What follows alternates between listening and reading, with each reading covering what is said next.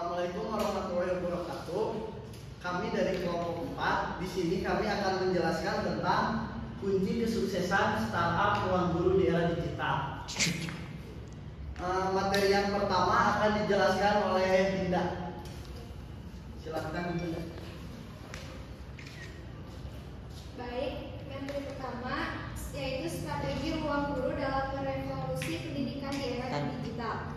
Yang pertama ada brand ambassador. Pada perusahaan ruang guru, peran seorang brand ambassador adalah menjadi ikon dalam kegiatan pemasaran serta bertugas untuk mempresentasikan visi dan misi perusahaan dalam bentuk kegiatan nyata dunia pendidikan seperti ikut ambil mengambil bagian sebagai motor pengajar di ruang guru dan aktif melakukan interaksi bersama pengguna dalam berbagai digital platform yang ada.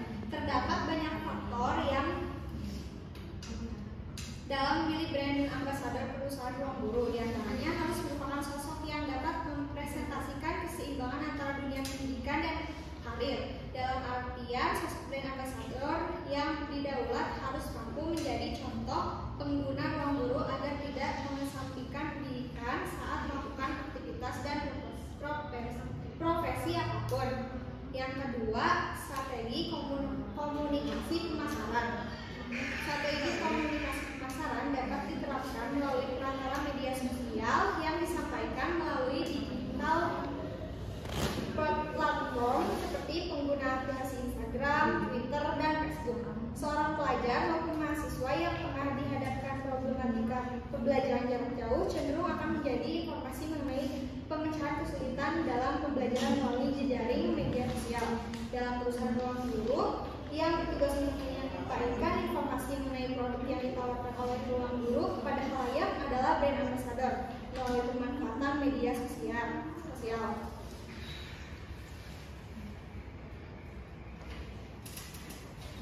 Materi selanjutnya akan disampaikan oleh Sonia.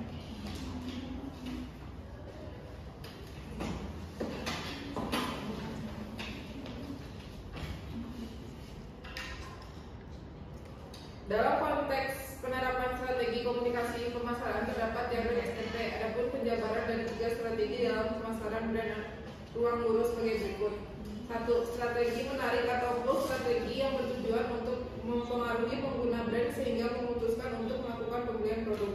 Kedua, strategi mendorong atau push, strategi yang bertujuan lebih membangkitkan keinginan konsumen untuk membeli produk melalui kegiatan-kegiatan inovatif yang dilakukan oleh ikon sebuah brand atau brand ambassador yang dituju. 3. Strategi profil atau profil strategi dilakukan untuk membangun brand image yang ditunjukkan kepada stakeholder perusahaan. 5. Menghadirkan fitur, unduh, dan produk on the go. Selanjutnya akan dilanjutkan oleh Andika.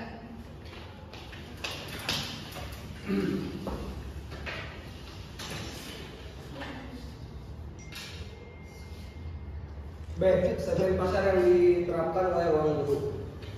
1. Market segmentation. Segmentasi pasar merupakan metode perusahaan membagi pasar menjadi segmen yang lebih kecil yang dapat lebih efisien dan efektif dengan produk dan jasa yang cocok dengan kebutuhan unik pembeli.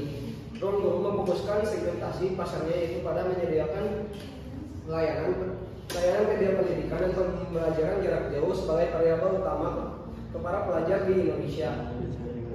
Mulai dari pelajar tingkat sekolah menengah pertama SMP, sekolah menengah atas yaitu SMA. Ada beberapa variabel utama dari segmentasi pasar konsumen yaitu A. Geographic segmentation. Segmentasi geografis meliputi bangsa, wilayah, negara, kabupaten, kota, atau bahkan tetangga. Perusahaan dapat memutuskan untuk menjalankan di dalam suatu beberapa area geografis atau menjalankan di semua area, tetapi memperhatikan pada perbedaan geografis dalam kebutuhan dan keinginan. Indonesia merupakan negara kepulauan. Melihat kondisi ini, ruang guru mencoba membagikan platform media pendidikan yang mampu diakses oleh pelajar dimanapun dan kapanpun dengan mudah. Ruang guru merupakan sebuah platform yang menghubungkan pelajar dengan pengajar melalui aplikasinya, sehingga jangkauan untuk mengakses pendidikan dapat dengan mudah dilakukan hanya dengan satu aplikasi saja yaitu ruang guru. B. Demographic segmentation.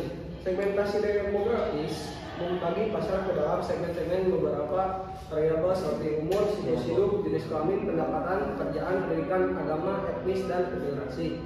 Dalam menerapkan segmentasi demografis, ruang guru sebagai platform pendidikan membagi segmentasi demografis berdasarkan tingkat pendidikan dan pendapatan masing-masing penggunanya.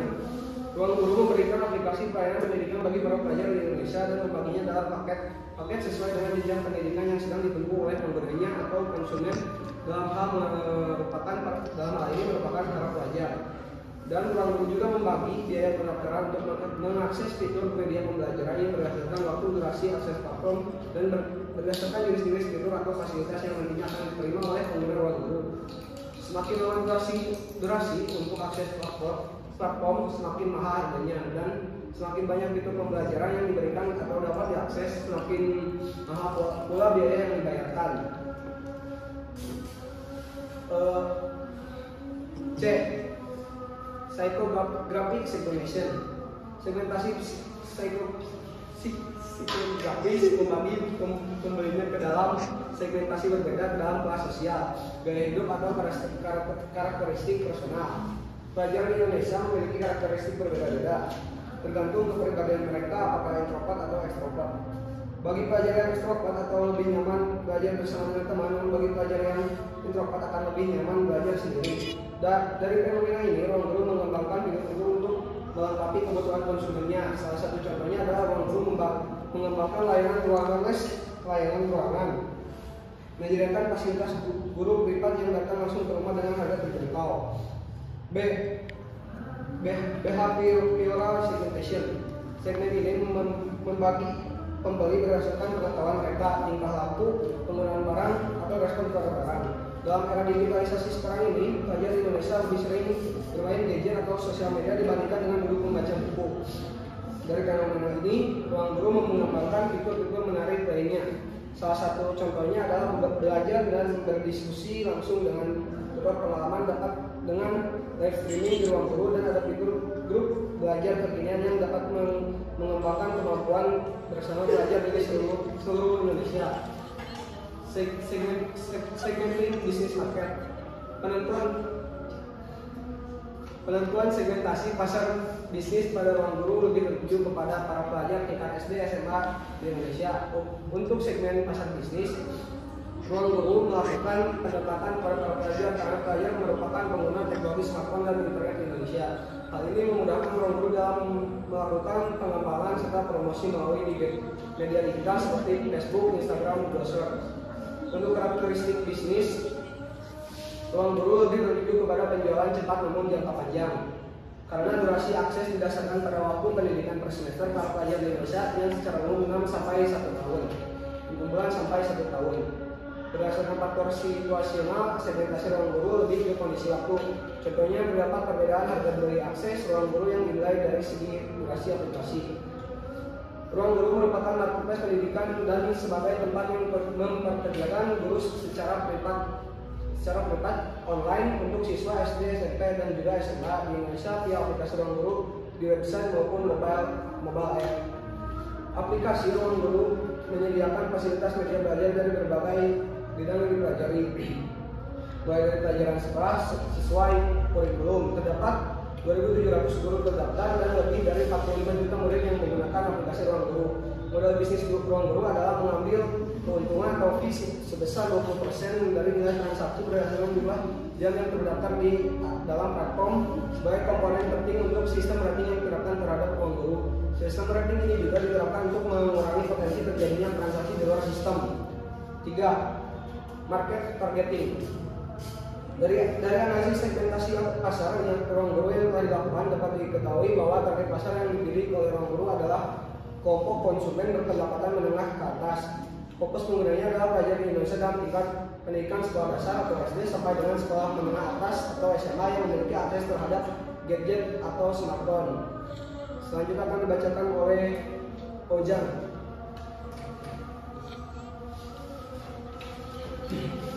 Baik, di sini saya akan menjelaskan faktor pendukung dan faktor penghambat yang ada pada ruang guru. Yang ke satu, faktor pendukung, kegiatan penjualan merupakan kegiatan dari pemasaran yang ditunjukkan untuk menggandakan pertukaran terhadap suatu produk dari produsen kepada konsumen. Semua kegiatan penjualan yang dilakukan oleh perusahaan adalah untuk memberikan kepuasan kepada konsumen guna mencapai keuntungan yang optimal. Oleh karena itu, perlu adanya berbagai macam cara untuk memajukan penjualan seperti periklanan, peranggaan, menggunakan promosi secara luas guna mempengaruhi publik. Promosi merupakan kegiatan yang dilakukan untuk meningkatkan jumlah penjualan. Secara umum, promosi dapat dilakukan dengan 5 cara yang digunakan perusahaan untuk mencapai tujuan pemasarannya. Berdasarkan hasil wawancara yang dilakukan dengan pengguna ruang guru, memberikan penjelasan berikut. Ruang guru belajar dari aplikasi ruang guru sangat menarik. Kelasnya terbagi sesuai mata pelajaran dan juga terbagi sesuai topik-topik pembahasan materi sehingga memudahkan para pengguna, dan saya tertarik untuk bimbel di aplikasi ruang guru karena aplikasi ini benar-benar menjelaskan materi pelajaran secara lengkap, mudah dipahami, menarik karena menggunakan berbagai video animasi. Selain itu, berdasarkan observasi yang peneliti dapatkan, ruang guru memberikan ribuan guru terbaik sesuai dengan kebutuhan pembelajar atau mata pembelajaran mereka. Video materi lengkap dikelola oleh ratusan ribu guru berkualitas terbaik yang telah tersertifikasi keahlian sesuai dengan bidang masing-masing. Sesuai meningkatkan peserta didik, ruang guru menawarkan video pembelajaran beranimasi, latihan, soal, rangkuman berbentuk infografis, serta tryout persiapan uji, live teaching interaktif, platform pelatihan online dan offline bersertifikat terbesar di Indonesia. Bahasa Inggris online menggunakan kurikulum berstandar internasional Cambridge dengan pengajar native speaker internasional dan lokal berpengalaman yang terintegrasi aplikasi dan sistem ruang guru. Selanjutnya akan dijelaskan oleh Renata. Selanjutnya, faktor penghambat pada ruang guru. Hal ini sejalan dengan apa yang ditemukan peneliti di media sosial ruang guru, bahwa ruang guru menggunakan bantuan suara mengganggu. Volumenya sangat tinggi. Bantuan suara tersebut selalu diperdengarkan ketika kita memilih menu tertentu dalam aplikasi. Mungkin fitur ini membantu adik-adik kita yang berada di jenjang SD dan SMP tingkat awal.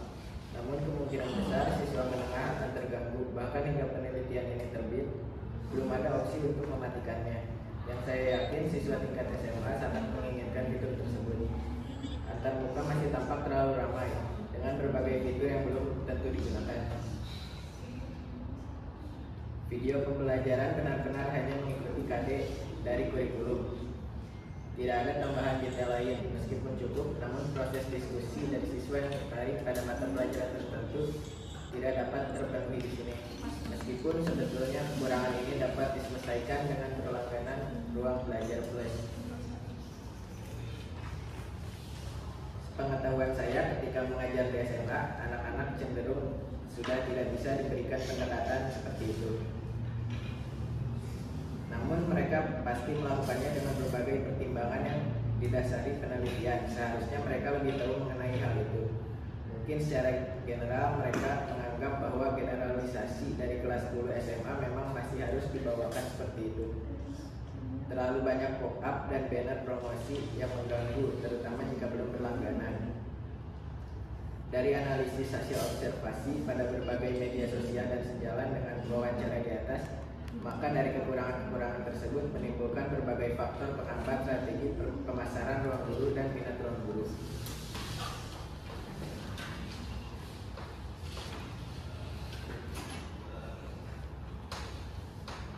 Sekian penjelasan dari kelompok kami. Wassalamualaikum warahmatullahi wabarakatuh.